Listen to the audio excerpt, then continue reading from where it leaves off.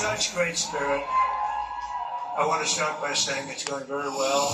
There are some bad spots in Pennsylvania where some serious things have been caught or in the process of being caught, but the election itself is going very well. We're leading, I believe, in all seven swing states.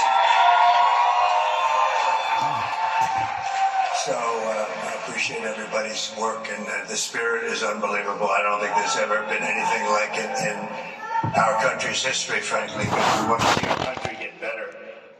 And that's why we're here, just to do a statement. And it's an honor to have some of our friends here. In less than 4 years, Kamala Harris has obliterated our borders, obliterated. We've never had a situation like this. Decimated the middle class, and runaway inflation has caused problems the likes of which we never thought possible. Bloodshed, squalor to our cities is common, and they've unleashed a war and chaos all over the world. Take a look, everything's blowing up or getting ready to blow up. No respect for our country anymore, no respect for our leadership. No person has caused so much destruction and death at home and abroad should ever be allowed to be the President of the United States. You can't have that. You can't have that. So I'm running on a plan to save America. We're going to save America. We have no choice. It's the greatest there is. We love it, and we're going to save it. We have no choice. And it's going to be saving it from the incredible destruction that's been caused by crooked Joe Biden and Kamala. And she's responsible because he wasn't responsible, and she never said that. He didn't know too much about what was happening. Maybe that was exposed during the debate. And yet still the way they took that away from him was not right. It wasn't right. Shouldn't have happened that way. They walked in, they said, we're taking it away. They stole the presidency of the United States. You can call it a coup, you can call it whatever, but they stole it. They went in like taking candy from a baby. And can't have that. And she's running on a campaign of demoralization and really a campaign of destruction. But really, perhaps more than anything else, it's a campaign of hate, a campaign of absolute hate. And, you know, I said yesterday that she's a vessel, and she is a vessel.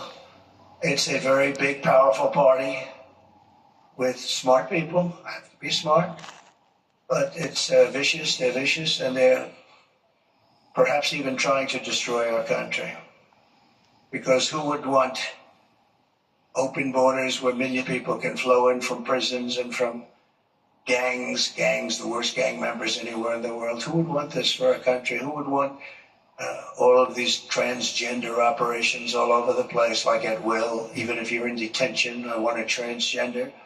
These are things she used to have. Who wants to defund the police? She's wanted her whole career to defund the police. She changed recently. She changed on 15 different items. Fracking. She was against fracking at the highest level. Wouldn't even think about it. Now all of a sudden, oh, I'd like fracking very much. But they changed after the election in about 2 minutes, and I think Pennsylvania understands that. After 2 assassination attempts in just over 3 months, her lies and her slanders are very shameful and really inexcusable.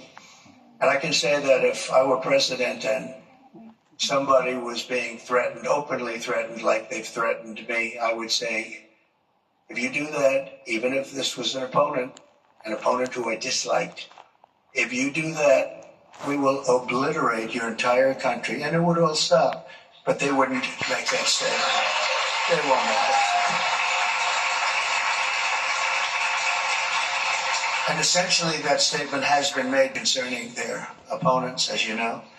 Today we're going to talk about the real character of Kamala, and a person who has no remorse for the anguish she's inflicted upon families all across America, on the contrary, I have to tell you, Kamala intends to conflict and keep this misery going, and she's going to keep it going as long as she can, because that's the only way she can get elected. She's going out and only criticizing, talking about Hitler and Nazi, and because her record's horrible. Her borders are the worst in the history of the world.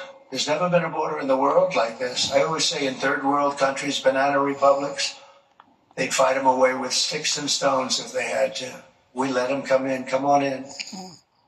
Knowing in many cases they're murderers, they're drug lords, they're traitors in so many ways to our country.